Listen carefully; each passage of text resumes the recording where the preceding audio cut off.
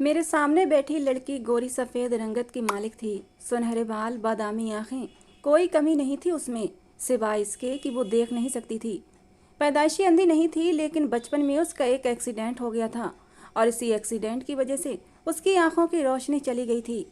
उसके बताने के अनुसार उसके माँ बाप ने बाद में उसका बहुत इलाज करवाया था, लेकिन डॉक्टर ने कह दिया जब तक वो 25 साल की नहीं हो जाती उसका हर इलाज लाइलाज है। 25 साल की उम्र में 10% उम्मीद है कि इसका ऑपरेशन किया जाए और इसकी आंखों की रोशनी वापस आ जाए। लेकिन ये सिर्फ एक उम्मीद थी। डॉक्टर यकीन से कुछ भी कह नहीं रहे थे। मैं उसके माँ बाप के सामने पैंट कोट पहने बैठा था। मैंने कहा, मुझे आपकी बेटी पसंद है और इससे शादी पर मुझे कोई भी ऐतराज़ नहीं। मेरी बात सुनकर उसके माँ बाप ने रिश्ता पक्का कर दिया। वो लड़की उम्र में मुझसे 15 साल छोटी थी। मेरी उम्र 35 साल थी और वो 20 साल की होगी। उसके साथ साथ मैं शक्ल सूरत का ऐसा मर्द था जिसे लड़कियां एक आंख भी देखना पसंद नहीं करती थीं। मेरे नए नक्श बस आम से थे। गहरी सांवली रंगत थी। बेशक मैं बहुत ही दौलतमंद अमीर आदमी था, लेकिन इसके बावजूद मुझे कोई भी लड़की शादी के लिए तैयार नहीं होती थी। मेरी गहरी सांवली रंगत देखकर लड़कियां मुझसे नजरें फेर लेती थीं। एक हीन भावना उनके चेहरे पर आकर रुक जाती थी। मेरी गिनती तो शहर के बड़े बड़े बिजनेसमैन में होती थी, लेकिन मैं सिर्फ दौलत का धनी था, मगर किस्मत का धनी नहीं था। शक्ल सूरत में मेरी गिनती बदसूरत लोगों में की जाती थी। हालांकि मैंने बहुत कोशिश की थी कि मैं अपने आप को सुधार लूं। मैं मानता हूँ रंग रूप नए नक्श देना भगवान के हाथ में होता है, लेकिन मेरा शरीर भी कुछ भरा भरा सा था। मैं खुद को फिटफाट रखने की बहुत कोशिश करता, लेकिन मेरा भरा हुआ शरीर किसी भी तौर कम नहीं होता था। और फिर बिजनेस के मामले में पड़कर मैं अपने आप को समय भी नहीं दे पाता था। खाने पीने की भी कोई रूटीन न थी। मैं बहन भाइयों में सबसे बड़ा था। माँ बाप के मरने के बाद मैंने अपने छोटी बहन और अपने छोटे भाई की शादी की थी। सब अपने अपने घरों में सेट थे और एक खुशहाल जिंदगी गुजार रहे थे। मेरे बहन भाई का कोई सहारा नहीं था, इसीलिए मुझे ही उनका सहारा बनना पड़ा था। और उनका सहारा बनते बनते मेरी उम्र 35 साल हो गई थी। तब जाकर मुझे भी जिंदगी में एक साथी की ज़रूरत महसूस हुई थी, लेकिन कोई भी लड़की मुझे अपना जीवन साथी बनाने को तैयार ही नहीं होती थी। मैंने कई रिश्ते कराने वालियों से भी कह रखा था, लेकिन सबकी तरफ से मुझे मायूसी ही मिली थी। इसीलिए अपनी शादी के लिए मैंने खुद ही कोशिश शुरू कर दी थी। शुरू शुरू में तो मैंने अपने जैसे ही अमीर लोगों में रिश्ता देखना शुरू किया था तो साफ इनकार सुनने को मिला था। फिर मैंने मिडिल क्लास घराने की लड़कियां देखनी शुरू की, लेकिन वो लड़कियां भी साफ मुंह पर इनकार करके चली जाती। जिस तरह एक लड़की के लिए इनकार सबसे बड़ा दर्द बनता है, उसी तरह मर्द के लिए भी तकलीफ का कारण बन जाता है। मैं हीन भावना का शिकार हो चुका था, इसलिए थक हार कर मैंने शादी करने का इरादा ही छोड़ दिया था। मगर इस लड़की को देखकर मैं पहली ही नज़र में अपना दिल इस पर हार बैठा था। पहली बार मैंने उसे अपने बंगले के करीबी पार्क में देखा था। सुबह सुबह मैं वहां पर जॉगिंग करने गया था और ये लड़की वहीं बेंच पर बैठी थी और बेहद घबराई हुई सी लग रही थी। बार बार दुपट्टे से अपना पसीना पोंछ रही थी। पहले तो मैं एक नज़र देखकर अपनी नज़र उससे हटा गया था, लेकिन जब मैं दूसरा राउंड लगाकर आया तब भी वो लड़की वहीं पर बैठी थी और इस बार तो आंसू बहा रही थी। मैं उसे देखकर रुक गया था। पिछले 15 से 20 मिनट से वो लड़की एक ही पोजीशन में उसी बेंच पर बैठी थी और अब जब मैं चक्कर काट कर आया तो अब वो रो भी रही थी। रो रो कर उसकी बादामी आंखें लाल हो चुकी थीं। मैंने झिझकते हुए उसके करीब पहुंचा था। मैंने कहा, आप क्यों रो रही हैं? मेरी बात सुनकर वो एकदम से चौंक उठी थी। मेरी तरफ उसने अपनी गर्दन मोड़ी थी और अपने पास रखी स्टिक अपने हाथ में पकड़ ली। कहने लगी, मेरा भतीजा मुझे यहाँ बिठाकर ना जाने कहाँ चला गया है। कहने लगा था, बुआ आप यहीं बैठो, मैं बस अभी आता हूँ। मैं पिछले 1 घंटे से यहाँ पर बैठी हूँ, पता नहीं कहाँ चला गया। मैंने कहा, तो आप खुद ही उसे ढूंढ लें। कहने लगी, कैसे ढूंढ लूँ, मुझे नज़र नहीं आता। ये सुनकर मुझे हैरत हुई थी, साथ ही साथ दुख भी हुआ था। कुछ पल के लिए मैं उसे देखता रह गया। वो लड़की बहुत खूबसूरत और हसीन थी, लेकिन देख नहीं सकती थी। ये देखकर मुझे बड़ा ही अफसोस हुआ था। मैंने कहा, आप अपने भतीजे का नाम बताइए, मैं गार्ड से कहकर ऐलान करवा देता हूँ, वो जहाँ भी होगा आपको लेने आ जाएगा। मेरी बात सुनकर वो कहने लगी कि वो बहुत ही शरारती है, मुझे लगता है वो जानबूझकर मुझे छोड़कर चला गया है। ये सुनकर मैं कुछ परेशान सा हुआ था। मैंने कहा, आपको अपने घर का पता मालूम है? कहने लगी, मुझे नहीं पता, वो तो मुझे मोटरसाइकिल पर बिठाकर यहाँ लाया था। कहने लगा, आपको हलवा पूरी का नाश्ता करवाता हूँ, लेकिन ना जाने कहाँ चला गया। मैंने कहा, अगर आपको अपने घर का पता मालूम हो तो मैं आपको छोड़ देता। कुछ देर सोच विचार कर उसने मुझे अपने इलाके का नाम बताया था। मैं गाड़ी साथ लेकर आया था। मैंने कहा, अगर आप बुरा न माने तो मैं आपका हाथ थाम कर आपको अपनी गाड़ी में बैठा सकता हूँ। वो कहने लगी, आप मुझे मेरे घर तक पहुँचा दें, मैं बहुत परेशान हूँ। मैं उसका हाथ थाम कर उसे पार्क से बाहर ले आया। उसका सफ़ेद दूधिया हाथ मेरी गहरी सांवली रंगत वाले हाथ में ऐसा लग रहा था जैसे कोयले की कान से हीरा निकल रहा हो, जगमगाता हुआ, चमकता हुआ। न जाने क्यों मेरा दिल चाह रहा था ये हाथ हमेशा हमेशा मेरे हाथ में रहे, लेकिन मैंने ठंडी आह भरी थी। मैंने उसे गाड़ी की फ्रंट सीट पर बैठने में मदद की और उसी इलाके में पहुंच गया जहां उसने मुझे पता बताया था। फिर वो मुझे अंदाजे से करीबी मंदिर के बारे में बताने लगी कि मेरे पापा रोजाना सुबह सवेरे उस मंदिर में आरती करने आते हैं। आप किसी से भी पूछे कि वो मंदिर कहाँ है। मैंने आने जाने वाले लोगों से मंदिर के बारे में पूछा तो आसानी से मुझे मंदिर का पता मिल गया। वहीं से उसके पापा का नाम पूछते हुए मैं उस लड़की के घर तक पहुंच गया था। अपनी गाड़ी से नीचे उतरकर मेन दरवाजे पर मैंने दस्तक दी तो एक अधेड़ उम्र औरत घर से बाहर निकली थी। मैंने उस औरत को गाड़ी की तरफ इशारा किया और कहा, क्या आप इस लड़की को जानती हैं? वो औरत उस लड़की को देखकर कहने लगी, हाँ, ये तो मेरी बेटी है। आपके साथ क्या कर रही है? आपको कहाँ से मिली? अपनी माँ की आवाज़ सुनकर वो लड़की भी बेचैन हुई थी। गाड़ी का दरवाज़ा खोलने के लिए हैंडल ढूंढने लगी। मैंने गाड़ी का दरवाज़ा खोला। उसकी माँ ने उसका हाथ पकड़कर उसे नीचे उतारा। वो लड़की अपनी माँ के साथ लगकर रोने लगी। कहने लगी, विशाल मुझे पार्क में छोड़कर ना जाने कहाँ चला गया। मुझसे कहने लगा कि बुआ थोड़ी देर में आता हूँ। अम्मा, मैं वहाँ अकेली थी, मुझे डर लग रहा था। उसकी माँ कहने लगी, ये लड़का अपनी हरकतों से बाज नहीं आ सकता। फिर उन्होंने विशाल को पुकारा तो एक 15 साल का लड़का घर से बाहर निकला, साथ ही साथ हंस रहा था। उस औरत ने मेरा धन्यवाद किया। मैं वापस अपने घर आ गया, लेकिन उस लड़की का चेहरा मेरी आंखों में जैसे समा सा गया था। मेरे माँ बाप जिंदा न थे और बहन भाई की शादी मैं कर चुका था। मेरी एक बहन दुबई में रहती थी और भाई कनाडा में शिफ्ट था। बहन दुबई से हिंदुस्तान आई थी। मैंने जब अपनी बहन से अपनी शादी के लिए उस लड़की के घर रिश्ता ले जाने के लिए कहा तो मेरी बहन कहने लगी, तुम्हारा दिमाग तो ठीक है, ऐसी भी कौन सी कमी है तुम्हारे अंदर जो तुम्हें अंधी लड़की से शादी करनी है? मैंने कहा, आप लोग जानते हैं कि मुझ में क्या कमी है। मेरी बात सुनकर मेरी बहन कहने लगी, ऐसी भी कोई बुराई नहीं है तुम्हारे अंदर। हम तुम्हारे लिए रिश्ता ढूंढ तो रहे हैं, जल्दी ही हम बहुत ही खूबसूरत लड़की से तुम्हारी शादी करवा देंगे। लेकिन देखो, मेरी बात समझने की कोशिश करो। विकास आसान नहीं होता किसी अंधी लड़की के साथ गुजारा करना। मुझे तो लगता था जैसे मेरे बहन भाई चाहते ही नहीं कि मेरी शादी हो, क्योंकि मैं जो भी कमाता था किसी न किसी बहाने से मेरे बहन और भाई मुझसे पैसे मांग लेते थे। कहते थे, तुम अकेले हो, इतने सारे पैसों का क्या करोगे? हम घर बार वाले हैं, हमारे 100 खर्चे होते हैं। मैं भी उन दोनों पर दिल खोल कर खर्च करता था। शायद यही वजह थी कि वो लोग कभी भी मेरी शादी को लेकर सीरियस नहीं हुए थे, मेरे लिए लड़की ढूंढने के लिए तैयार न थे। हाँ, मेरा दिल रखने के लिए 1-2 बार इधर उधर मुंह मार लेते थे, लेकिन आकर कह देते कि लड़की वाले राजी नहीं हैं। लेकिन तुम दिल छोटा मत करो, हम किसी दूसरी लड़की की तलाश करेंगे।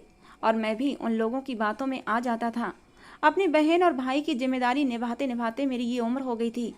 मेरे बहुत ज़्यादा जिद करने पर मेरी बहन मेरे साथ उस लड़की के घर रिश्ता मांगने चली गई। उसके माँ बाप पहले तो बहुत हैरान हुए मुझे देखकर। उसके पापा के चेहरे पर कुछ मायूसी छाई थी, लेकिन उसकी माँ खुश थी। कहने लगी, हमारी बेटी पैदाइशी अंधी नहीं है, हम इसका इलाज 25 साल की उम्र के बाद करा सकते हैं। मुमकिन है कि इसकी आंखों की रोशनी वापस आ जाए, लेकिन डॉक्टर पूरी तरह से विश्वास से नहीं कह रहे। मैंने कहा, मैं आपकी बेटी का खुद इलाज कराऊंगा और अगर वो ठीक होती है तो अच्छी बात है, अगर वो ठीक नहीं होती तब भी मैं पूरी ज़िंदगी उसका साथ निभाऊंगा। मेरी बात सुनकर उसकी माँ फौरन राजी हो गई। उसके पापा ने भी इनकार तो नहीं किया था, लेकिन खामोश थे। शायद मेरी गहरी सांवली रंगत और मेरा भरा भरा शरीर देखकर उन्हें मैं कुछ खास पसंद नहीं आया था। लेकिन खामोश होने की वजह यह थी कि अंधी लड़की से कोई भी शादी करने के लिए तैयार नहीं होता। उनका एक बेटा था, उसके एक 15 साल का बेटा था और हर वक्त अपनी बुआ को तंग करता रहता। उसके अंधे होने का नाजायज़ फ़ायदा उठाता था। कभी उसे किसी पार्क में छोड़ देता तो कभी किसी मार्केट में। वो बेचारी रोती और परेशान होती रहती। 2-3 घंटे गुजरने के बाद उसे लेकर आता। वो लड़का भी इकलौता था और अपने माँ बाप का लाडला था, इसीलिए उसके भाई और भाभी किसी को भी उस बच्चे को डांटने नहीं देते थे और ना ही उसकी ऐसी शरारतों पर उसे मना करते थे। इसीलिए वो बिगड़ गया था और इस तरह की गलत हरकतें करता था। खैर, मेरा रिश्ता तानिया से हो गया था। मैंने अपनी शादी पर अच्छा खासा इंतजाम करवाया था, दिल खोलकर पैसा खर्च किया था। तानिया की शादी का लहंगा भी 5 लाख से कम का ना था। दुल्हन के जोड़े में वो किसी अप्सरा से कम नहीं लग रही थी। विदाई के बाद मेरी बहन ने उसे मेरे कमरे में बैठा दिया। सब लोग अपने अपने घरों को वापस जा चुके थे। जब मैं अपने कमरे में आया तो वो काफ़ी नर्वस लग रही थी। मैं उसके पास आकर बैठ गया, उसके दोनों हाथों को अपने हाथों में थाम लिया। उसके हाथ इस वक्त काफ़ी ठंडे हो रहे थे। चेहरे पर एक अजीब सी बदहवासी छाई हुई थी। मैंने खीरे की अंगूठी उसके हाथ में पहनाई थी, जिसे वो देख तो नहीं सकती थी लेकिन छूकर महसूस कर सकती थी। एक मुस्कुराहट उसके चेहरे पर छा गई थी। कहने लगी, आपने मुझसे शादी क्यों की? आपको तो कोई भी खूबसूरत लड़की मिल सकती थी। मेरे माँ बाप ने मुझे बताया था कि आप बहुत अमीर हैं, खूबसूरत भी हैं। आपको तो कोई भी अच्छी खूबसूरत लड़की मिल जाती। उसकी बात सुनकर मैं हैरान हुआ था और कुछ परेशान भी हुआ। उसके माँ बाप ने उसे ये क्यों कहा कि मैं खूबसूरत हूँ? दौलतमंद था लेकिन खूबसूरत बिल्कुल नहीं था। इससे पहले मैं उसे सच बताता, वो कहने लगी, मुझे सांवली रंगत वाले लोग बिल्कुल भी पसंद नहीं। मैं पैदाइशी अंधी नहीं हूँ, इसीलिए मैं सब देख सकती थी। तभी मुझे खूबसूरत लोग ही अच्छे लगते थे, क्योंकि मैं जानती हूँ कि मैं खुद कितनी खूबसूरत और हसीन हूँ। अपने बचपन का चेहरा याद करके मैंने ख्यालों में अपनी एक तस्वीर बना रखी है।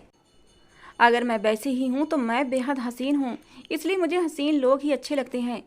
फिर कहने लगी, मेरी दिली इच्छा थी कि मैं आपको देखूं, क्योंकि मेरी माँ ने आपकी बहुत तारीफ़ें की थीं कि तुम्हारा पति तो लाखों में एक है, बहुत ही हैंडसम और खूबसूरत है।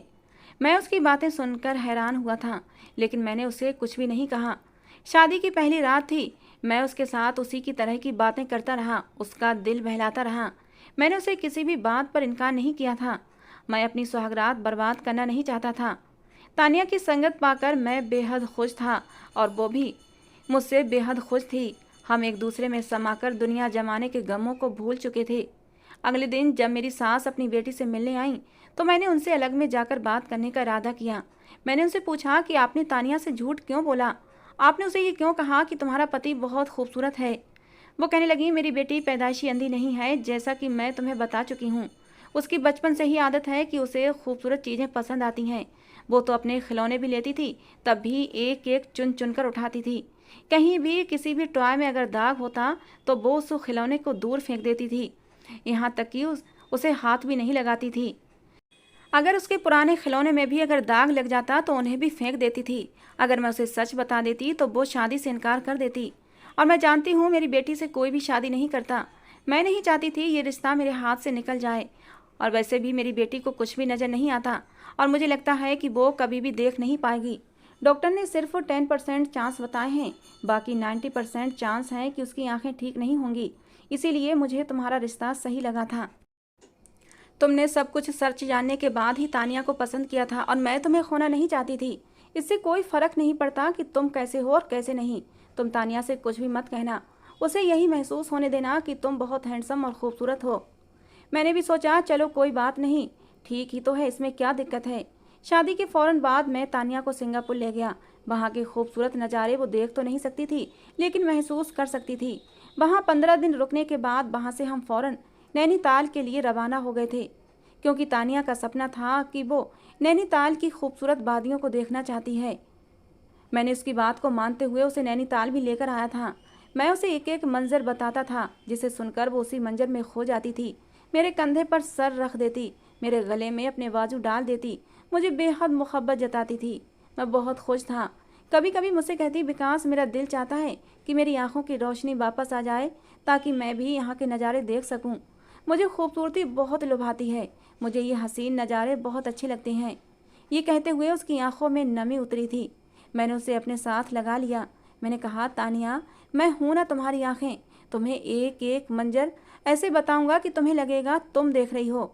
और फिर ऐसा ही होने लगा था। मैं तानिया की आंखें बन गया था।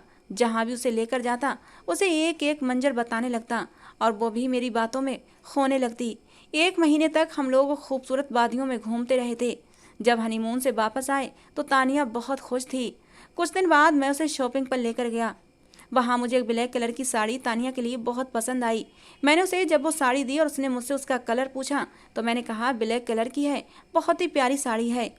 ब्लैक कलर सुनते ही उसने साड़ी लेने से साफ मना कर दिया।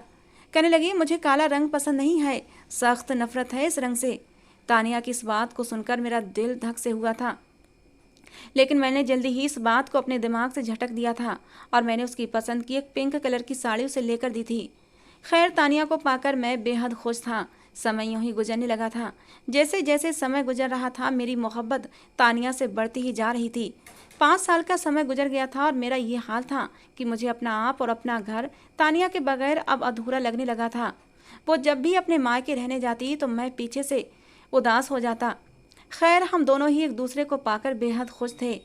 एक दिन तानिया मुझसे कहने लगी, विकास, मैं अब 25 साल की हो गई हूँ, इसलिए अब डॉक्टर से बात करो और मेरा ऑपरेशन करवा दो। मैं तुम्हें देखना चाहती हूँ।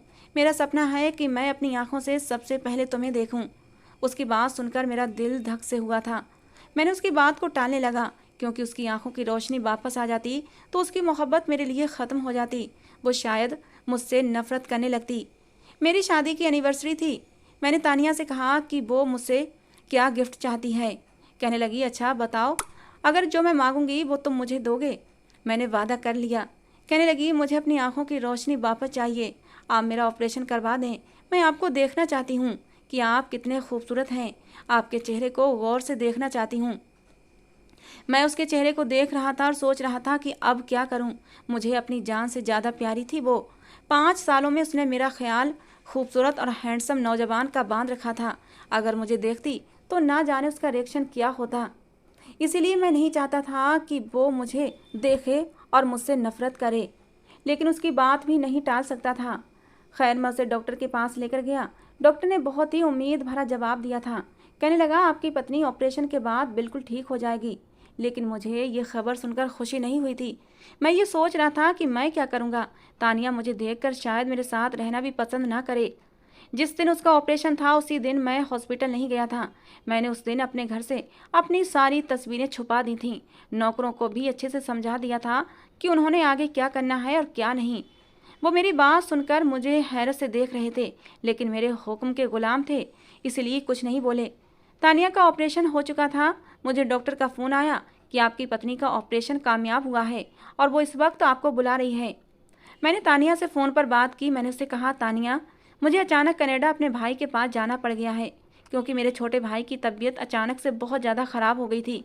मैं 1 महीने से पहले वापस नहीं आ सकता। ये सुनकर वो मुझसे लड़ने लगी।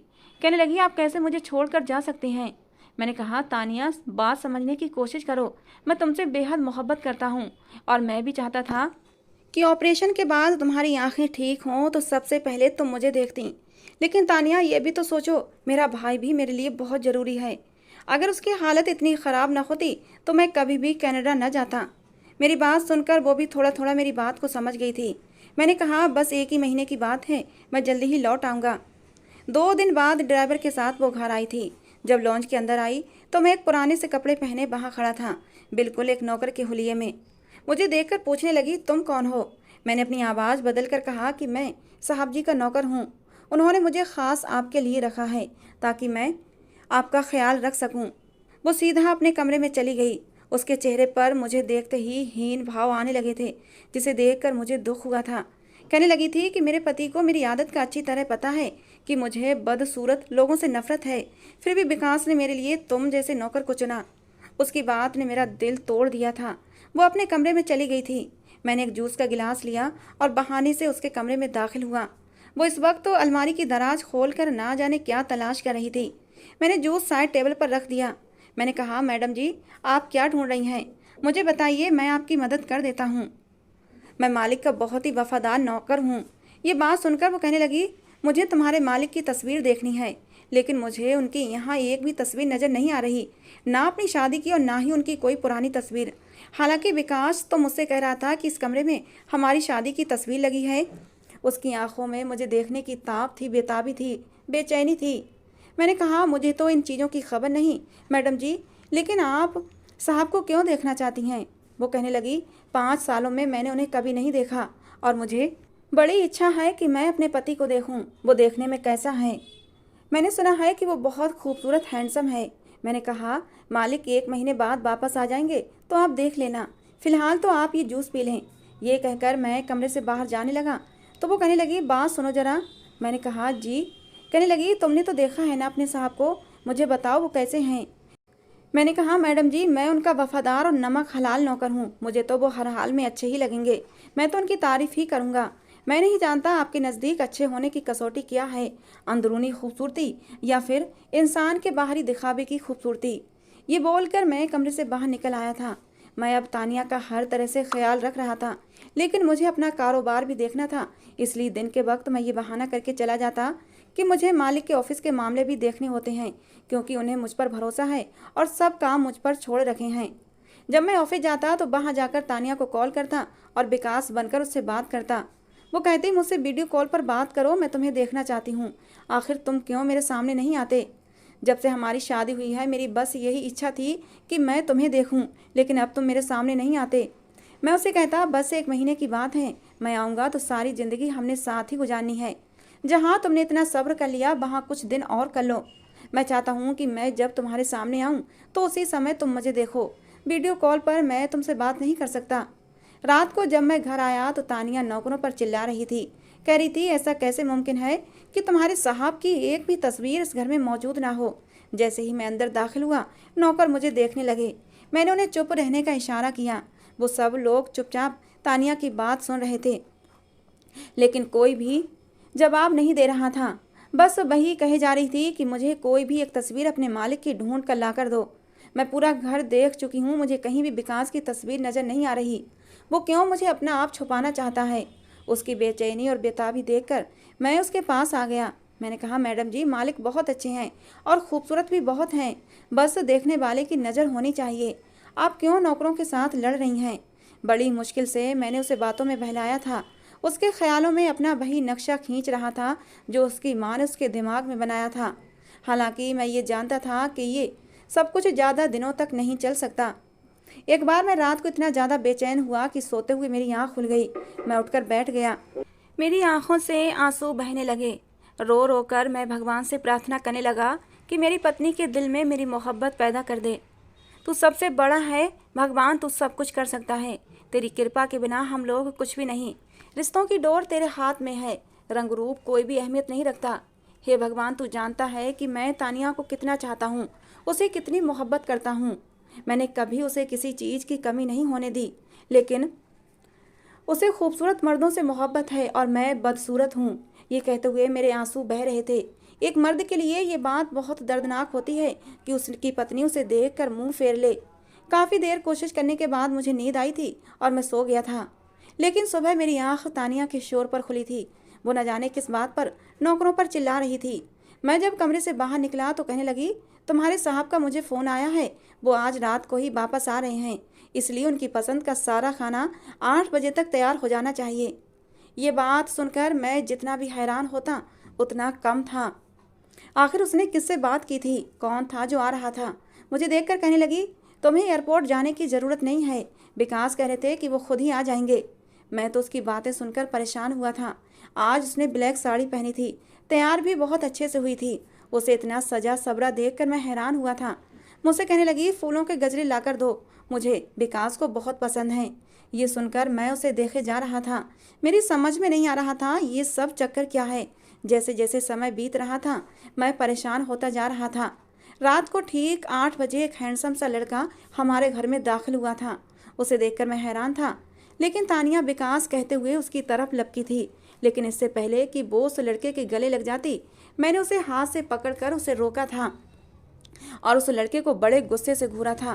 तानिया कहने लगी, ये क्या बदतमीजी कर रहे हो, छोड़ो मेरा हाथ। विकास, देखो अपने नौकर को। मैंने उस लड़के से पूछा, कौन हो तुम और यहाँ पर क्या कर रहे हो। वो लड़का कहने लगा, मैं विकास हूँ और इस घर का मालिक हूँ। मैंने कहा, शट अप, विकास मैं हूँ और इस घर का मालिक भी मैं हूँ। अगर तुमने सच नहीं बताया तो मैं तुम्हें पुलिस के हवाले कर दूंगा। मैं गुस्से से गुर्रा कर बोला था। मेरी बात सुनकर वो लड़का तानिया से कहने लगा, आपका काम हो गया मैडम जी, मेरी फीस मुझे दें ताकि मैं यहाँ से जा सकूँ। ये सुनकर मैंने हैरत से तानिया को देखा था। ये सारा ड्रामा तानिया का रचाया हुआ था और अपने पर्स से वो पैसे निकाल कर अब उस लड़के को दे रही थी। पैसे लेकर वो लड़का जा चुका था। मैं सोच भी नहीं सकता था कि वो ऐसा वैसा भी कुछ कर सकती है। सच उसके सामने खुलकर आ चुका था और मैं उससे नजरें भी नहीं मिला पा रहा था, इसलिए सीधा अपने कमरे में चला गया। मैं जानता था वो रोएगी धोएगी, मुझसे तलाक मांगेगी, मुझसे अपनी नफरत का इजहार करेगी। लेकिन वो कमरे में आई, कमरे को जोरदार धक्के से बंद किया था कि मेरा दिल धड़कना बंद हो गया था। मैं सोच रहा था आखिर उसे क्या जवाब दूंगा। वो मेरे पास आई, गुस्से से कहने लगी, क्यों झूठ बोला था मुझसे कि आप विदेश गए हैं? क्यों मेरे सामने एक नौकर बनकर आए थे?